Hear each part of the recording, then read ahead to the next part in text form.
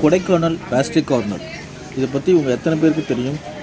கொடைக்கானல் போகிறவங்க ஊரை சுற்றி பார்த்துட்டு கட்டாயம் வந்துடுவாங்க. கொடைக்கானல் பஸ் ஸ்டாண்ட் பக்கத்தில் பேஸ்ட்ரி கார்னர் அப்படின்ற ஒரு கேக் கடை இருக்குது.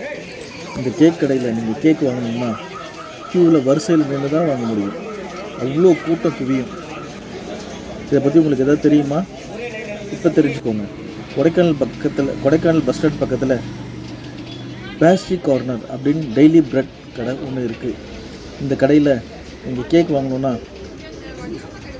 மதியம் 3 மணிலேருந்து க்யூவில் நிற்கணும். சுமார் 3:30 மணி அளவில் ஒரு வேன் கேக் எடுத்துகிட்டு வரும்.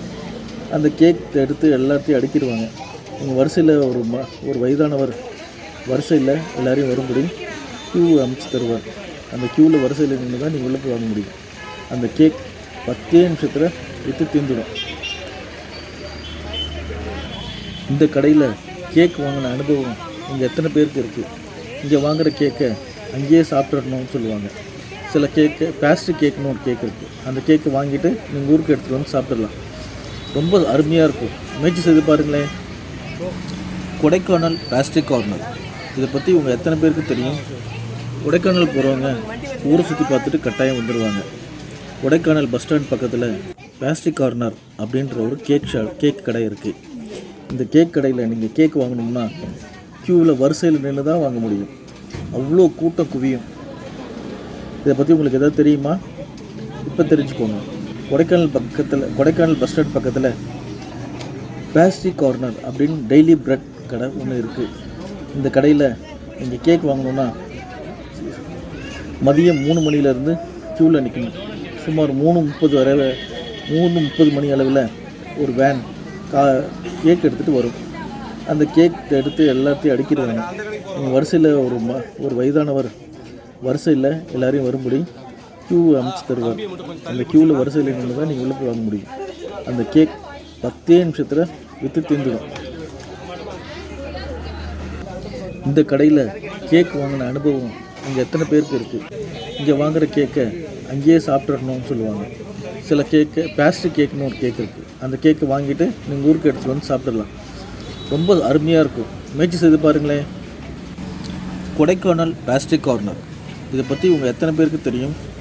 கொடைக்கானல் போகிறவங்க ஊரை சுற்றி பார்த்துட்டு கட்டாயம் வந்துடுவாங்க. கொடைக்கானல் பஸ் ஸ்டாண்ட் பக்கத்தில் பேஸ்ட்ரி கார்னர் அப்படின்ற ஒரு கேக் கடை இருக்குது. இந்த கேக் கடையில் நீங்கள் கேக் வாங்கணும்னா க்யூவில் வரிசையில் நின்று தான் வாங்க முடியும். அவ்வளோ கூட்டம் குவியும். இதை பற்றி உங்களுக்கு எதாவது தெரியுமா? இப்போ தெரிஞ்சுக்கோங்க. கொடைக்கானல் பஸ் ஸ்டாண்ட் பக்கத்தில் பேஸ்ட்ரி கார்னர் அப்படின்னு டெய்லி பிரெட் கடை ஒன்று இருக்குது. இந்த கடையில் நீங்கள் கேக் வாங்கணுன்னா மதியம் 3 மணிலேருந்து க்யூவில் நிற்கணும். சுமார் 3:30 மணி அளவில் ஒரு வேன் கேக் எடுத்துகிட்டு வரும். அந்த கேக் எடுத்து எல்லாத்தையும் அடுக்கிடுவாங்க.